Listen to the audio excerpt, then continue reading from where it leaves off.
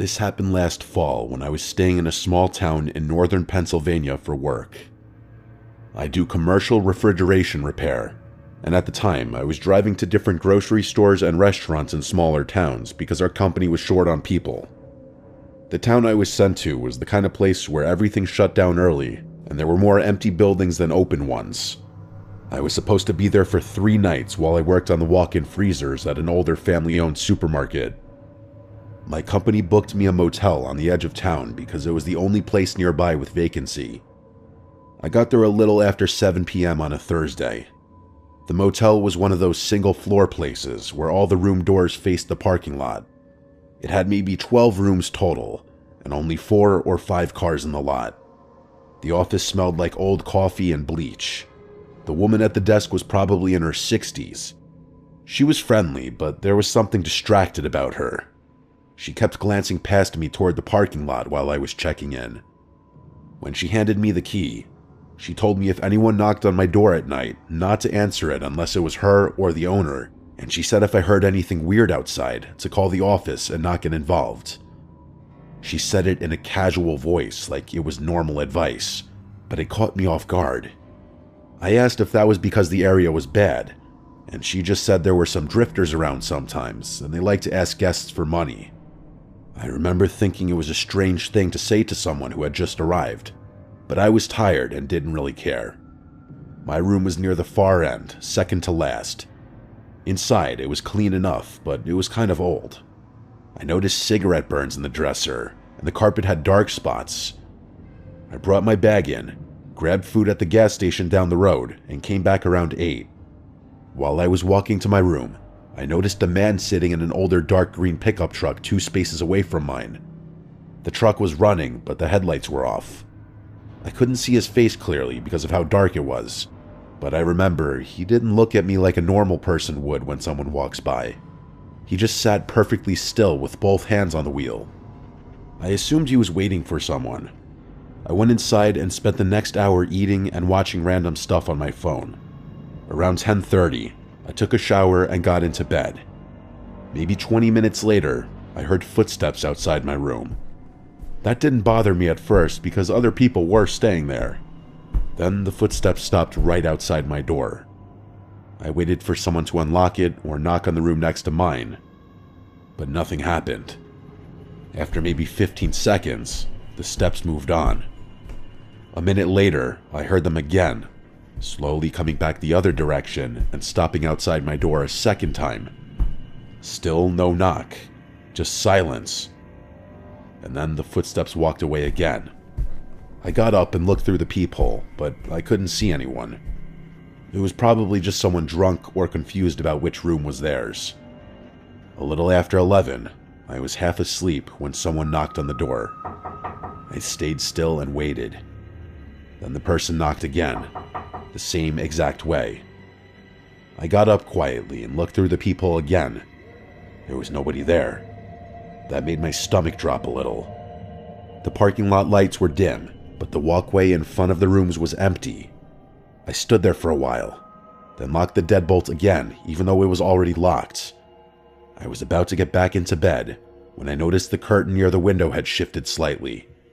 It wasn't open enough to see out, just enough to make me realize someone might be able to see in from outside depending on where they stood. I moved it shut and turned off the lamp. I stayed awake another half hour listening. Right around midnight, I heard something that sounded like metal lightly scraping against metal near the door. I got up and stepped as quietly as I could to the door. For the 3rd time, I looked through the peephole. This time, I saw movement. Somebody was crouched low, almost underneath the peephole view. I could only see the top of a dark baseball cap and one shoulder. I don't know how long I stood there, but it couldn't have been more than 5 seconds before the person stood up and moved away. I heard footsteps going fast toward the end of the building. I called the office right away. The woman who answered sounded annoyed at first until I told her someone had been right outside my door. Then she got quiet and asked if I had opened it, to which I said no. She told me to stay inside and said the owner was going to check outside. About 2 minutes later, I saw headlights sweep across the curtain. Someone drove slowly through the lot and then left. The office called back and said nobody was there now, and it was probably just someone messing around. I asked if I should call the police, and she said it wouldn't do any good unless the person came back. I barely slept after that. Every little sound woke me up. At some point around 3 in the morning, I did pass out, but I woke up around 5:15 to the sound of my truck door opening alarm. I jumped out of bed and looked through the window without moving the curtain much. There was a man standing at the driver's side of my truck with the door half open. He was tall and wearing a dark jacket and hat. I couldn't see his face because he was turned away from me. Then he looked straight toward my room, like he knew I was watching. He shut the truck door and walked off fast toward the road behind the motel. I called 911 this time. The police came about 15 minutes later. They took a report and checked my truck, but they found nothing missing because I never leave anything in it. One officer asked if I was sure I locked it, which made me feel like they already didn't believe me. I knew I locked it. The older officer did seem more interested when I told him about the knocking and the crouching outside my door. He asked the motel owner if they had cameras. They did, but only one in the office and one pointing at the front entrance, nothing covering my side of the lot. Before the cops left, the older one told me if it happened again, not to open my door for any reason and to leave as soon as I could in the morning. I asked if they thought it was random, and he just said probably, but his face didn't really match that answer. I had to work that day, and I was already there, so I stayed. I figured I was overreacting anyway. During the day, everything felt normal. I was at the supermarket from 7 a.m. to almost 6 p.m. By the time I got back to the motel, it was dark again. I parked directly under the brightest light and carried all my tools inside at once so I wouldn't have to go back out. The woman at the desk saw me and asked if I was okay. I told her I hadn't slept. She hesitated for a second and then said if I wanted, she could move me to room 2 near the office. I asked why she hadn't offered that the night before. She said she didn't think it was necessary. Then she added something I've thought about a couple times since. She said it usually doesn't happen 2 nights in a row. I asked what that meant, and she immediately acted like she'd misspoken. She just said the drifters normally move on. That made me more uneasy than I already was. I seriously thought about packing up and driving an hour to another hotel, but I was exhausted, filthy from work, and told myself I could just stay one more night and leave in the morning. Around 8 p.m., I got food and brought it back to my room. While I was eating, I heard a truck drive slowly through the lot. I looked through the curtain and saw the same dark green pickup from the night before. It drove past my room, turned around near the road, and parked at the very end of the lot with the lights off. I couldn't see who was inside. I called the office and told them. The owner answered this time, not the woman. He sounded irritated and told me if the truck wasn't blocking me in or damaging anything, there wasn't much he could do. I asked if he knew who it was, and he just said people come and go. I sat there for maybe an hour, checking the window every few minutes. The truck never moved. Eventually, I turned off the TV and lights and tried to sleep with my clothes still on. Sometime after 11, I heard someone walking outside again. Slow, super slow steps. Then a soft tap at the window, not the door. I stayed in the bed. Then another tap came, this time closer to the center of the glass. Then a fingernail or something dragged slowly down the window. I could hear it clearly. I had never felt fear like that because I knew the person was standing inches away from where I was lying, and they knew I was in there pretending to be asleep.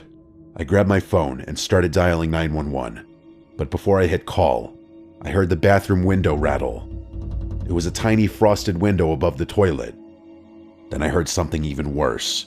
The sound of the room next to mine opening, like an actual key or tool working the lock, and then the door opening. The room next to me had been empty when I checked in.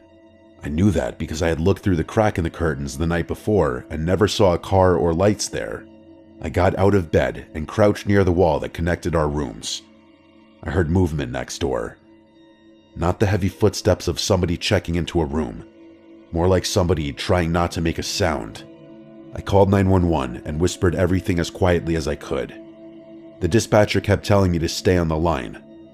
While I was talking, I heard one hard hit on the shared wall behind the headboard, like someone testing how solid it was. Then another lower down, and then just nothing. I was trying so hard to listen that I could hear my own breathing and heartbeat. Then I heard the bathroom window in my room start to move. It wasn't rattling this time, it was opening, but just a little. I ran to the bathroom and shoved it closed with both hands. Something on the other side pushed back once. Not that hard, but enough for me to feel it. I locked it, even though the latch looked flimsy as hell, and then I backed away. The dispatcher told me officers were 2 minutes out. I could hear movement outside my front door now too, like there was more than one person. Then came the soft knocks on the door, like the night before. I didn't answer. At that point, I grabbed the motel chair and jammed it under the doorknob, even though I knew that probably wouldn't do much. The police arrived maybe a minute later, but it felt like 10. As soon as headlights hit the curtains, I heard running. It was at least 2 sets of footsteps. The officers found that the screen on my bedroom window had been removed and was lying in the bushes. They also found fresh pry marks on my truck door and on the door of the empty room next to mine. What I didn't find out until later was the worst part. The older officer from that morning came back and asked me privately if I had anyone angry at me or if I had posted online that I was staying there. I said no. Then he told me they had seen the green pickup before. According to him, there had been 2 other incidents in the previous 6 months involving men staying alone at that same motel for work. In both cases, someone had tried getting into their vehicles during the night. One guy said he heard people outside his room, but left before reporting anything else. The other one woke up to his motel door cracked open, even though he swore he had locked it. Nothing had been taken in either case. The officer said they believed the group was following out-of-town men from bars or work sites, then waiting until they were isolated and trying to get inside their rooms. He never said exactly what he thought the end goal was, but he didn't need to. I packed my stuff while 2 officers stood outside. When I checked under the bed before leaving, which I normally never do anywhere, there was a folded piece of paper shoved almost against the wall. I only noticed it because I dropped my phone charger. It was part of a local newspaper torn into a square, and on the back, somebody had written my room number and my truck plate in pen. That meant whoever it was hadn't just picked me at random that night. They had been watching long enough to write things down. I left the motel before 1 in the morning and drove almost 2 hours home, even though I had 1 more day of work scheduled.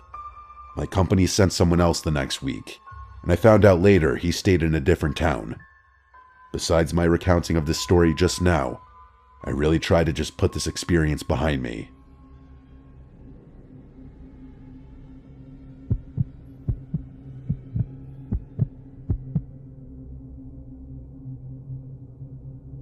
This story started in October 2025. I was single and decided to download Tinder to see if I could find a potential partner. After a few swipes, I got a match. "Killian liked you back," it said. I started smiling and opened with, "Hey, what's up?" He responded quickly, and we started talking all day, every day. He was in the military at a base not too far away from where I lived. Eventually, after a few weeks of talking, he became possessive over me. He would say things like, "You're mine. If I can't have you, no one can. And if you block or unfriend me, I'll kill you," along with other threats. Keep in mind, we never even started dating. One day in December, he just unfriended me on Snapchat, and I didn't think too much of it. I moved on and kept living my life, until a few days ago when he added me again. Remembering the threats, I decided to add him back so we wouldn't do anything. He sent a snap that said, "I've been thinking about your beautiful smile for 8 weeks now. I keep thinking about what we could be if I didn't let my dark thoughts win." I responded with, "That's cute," not wanting to piss him off.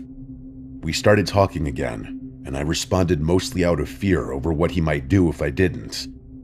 He was acting like a possessive boyfriend, always asking where I was and who I was with. He kept asking me to turn on my Snap map so he could make sure I was safe. I didn't want to because he freaked me out. Thursday last week, I was driving around with my friend until about 1 a.m. I asked if he could drop me off at home, which he did. We said our goodbyes, and I walked up the alleyway to my house. Keep in mind, I never gave him my address. I saw a man standing there and didn't think much of it until he called my name. I didn't know who he was, so I responded, Yes, who's asking?" Then I saw his face. I felt my heart skip a beat. I started cold sweating. I felt panic in my body and started shaking. He then grabbed my neck with his hand and slammed my head hard into the wall and started studying my face. He kept saying things like, "Who were you with?" and "Why are you out this late? Was it a man?" I just stood there completely terrified. This entire time, he was choking me so hard, I had literal tears in my eyes and was gasping for air. I genuinely thought he was going to kill me. He kept choking harder until he eventually threw me to the ground head first. I whimpered from the pain and gasped for air as he let go of my throat. I looked him in the eyes and saw nothing. There were no emotions there. He didn't feel bad at all. All of a sudden, he sat on top of me and slapped me hard across the face. I put my hand where he hit me as tears filled my eyes again. Then he started choking me again. This time, I was more sure that he was going to kill me. I looked up at the black sky and started thinking about my deceased dog. I even started smiling as I felt myself about to pass out.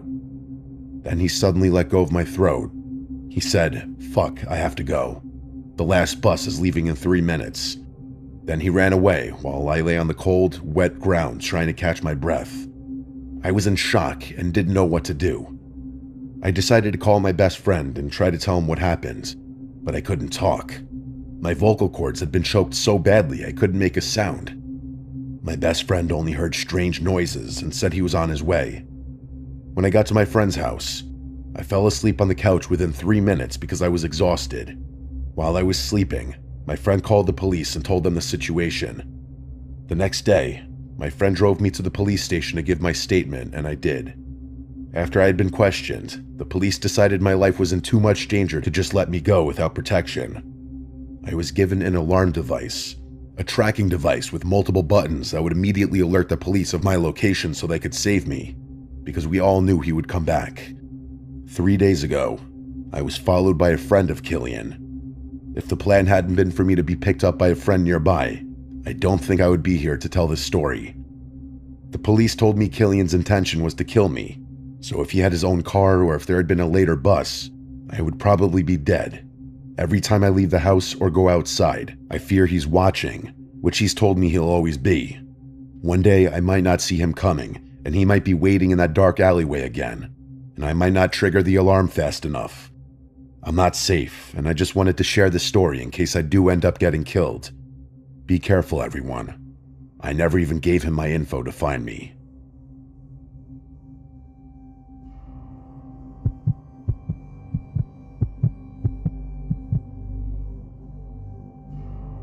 My name is Mike, and this happened last October when I decided to take a solo camping trip in the Smoky Mountains. I'd been feeling burnt out from work and just wanted a couple quiet days away from everything. I had done solo trips before and never had any issues, so this didn't feel like a big deal at the time. I left early in the morning, and the drive took most of the day. A couple hours before reaching the park, I stopped at a small roadside diner because I was getting hungry, and I knew food options would be limited once I got deeper into the mountains.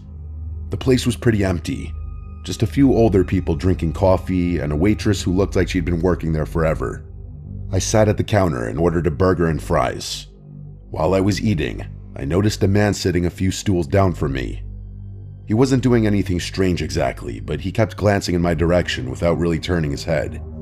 I remember thinking he probably just noticed I wasn't local.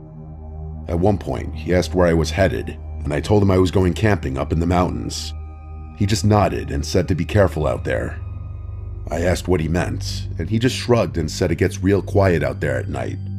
I didn't think too much into that and just paid the bill and left. By late afternoon, I reached the area where I planned to park.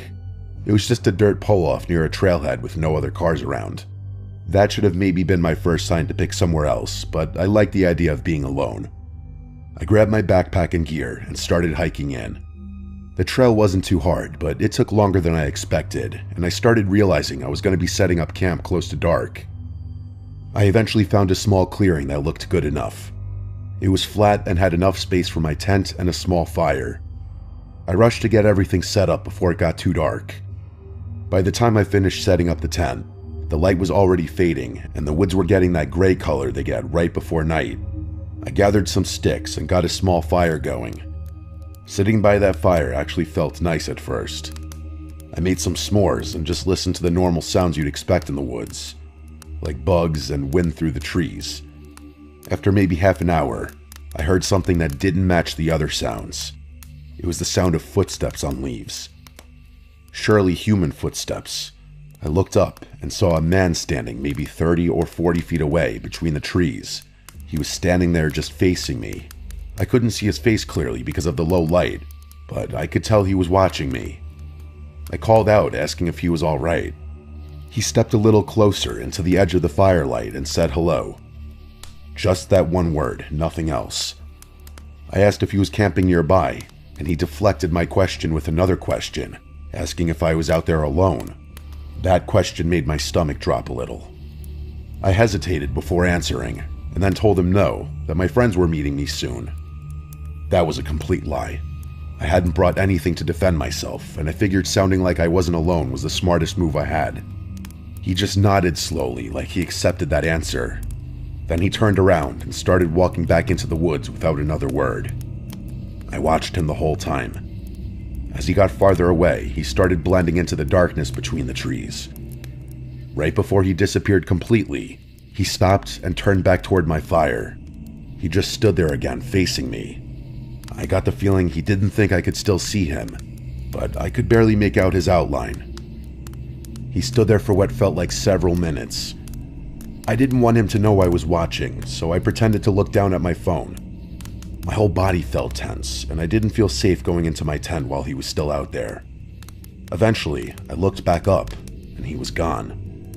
I stayed sitting by the fire another 20 to 30 minutes trying to listen for any more movement.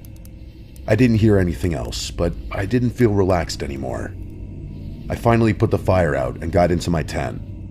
I tried to tell myself I was overreacting, that he was probably just another camper who was curious. I laid there trying to fall asleep, but I don't think I ever fully relaxed. About an hour later, I heard footsteps again. This time they were much closer. I could hear them slowly moving around my campsite, leaves crunching in a circle around my tent. Then they stopped right outside. Everything went completely silent. I held my breath without even realizing I was doing it. I didn't know if someone was standing right outside the thin fabric of my tent or if I was just imagining it. But then I heard the sound of a man exhaling right outside. It wasn't loud, just a slow breath like someone standing still. And I don't mean that he was trying to make me hear it. I think I was just so hyper-focused that I heard something I usually wouldn't hear. Every instinct I had told me not to move or make a sound. I was afraid that if he knew I was awake, he might do something. So I just stayed completely still, pretending to be asleep. After God knows how long, I heard the footsteps slowly move away again. I waited a long time before even letting myself breathe normally. About 10 minutes later, the footsteps came back. It was the same circling around the tent. Then he stopped again, and then the same silence. This went on for hours. Sometimes the steps would fade off into the distance and I would think he finally left. Then they would come back again. Either he was walking away and returning, or he was standing somewhere in the trees just watching and coming closer whenever he felt like it. I never heard any talking, but something about the way the steps sounded made me feel like it wasn't just one person anymore. I can't explain why. Maybe it was just fear messing with my head. At one point, I noticed the inside of my tent starting to get lighter. I realized the sun was starting to come up, and that I'd been awake the entire night. As soon as there was enough light, I decided I was leaving. I didn't even bother eating. I just started stuffing things into my bag as fast as I could. My hands were shaking the whole time. When I finally unzipped my tent and stepped out, I immediately heard multiple sets of footsteps running off into the woods. Not just one, several. I couldn't see anyone, but I could clearly hear the sound of more than one person moving away through the leaves fast. That was the moment I knew I hadn't imagined anything. I didn't even finish packing properly. I just grabbed what I could carry and started jogging back toward the trail. I kept expecting to hear someone following me, but I didn't. I reached my car, I locked the doors, and I just sat there trying to calm down. At some point, I must have fallen asleep because I woke up hours later with the sun high in the sky. Part of me tried to rationalize everything, like maybe it was just a couple other campers messing with me. I even considered going back to get the rest of my stuff since I had left some gear behind in my rush. It was full daylight now, and I figured whatever happened at night wouldn't happen during the day, so I walked back down the trail. When I got to where I was certain my campsite had been, I stopped completely.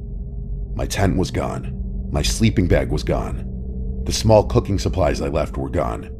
Every last thing was gone. The only thing left was the black circle of ashes from my fire. I walked around the area thinking maybe I had the wrong spot, but I knew I didn't. The trees and rocks were exactly how I remembered. Someone had taken everything. I didn't see any trash or damage, just empty ground like I had never been there. I didn't look around any longer. I just turned around and walked straight back to my car. I didn't report it or try to find my stuff. I just wanted to get out of there. Losing the gear didn't matter to me anymore. The only thing that mattered was leaving without getting hurt. I drove straight home that day, and I haven't gone camping alone since. Sometimes I still think about how many people were actually out there that night, and how close they were standing to me while I pretended to sleep.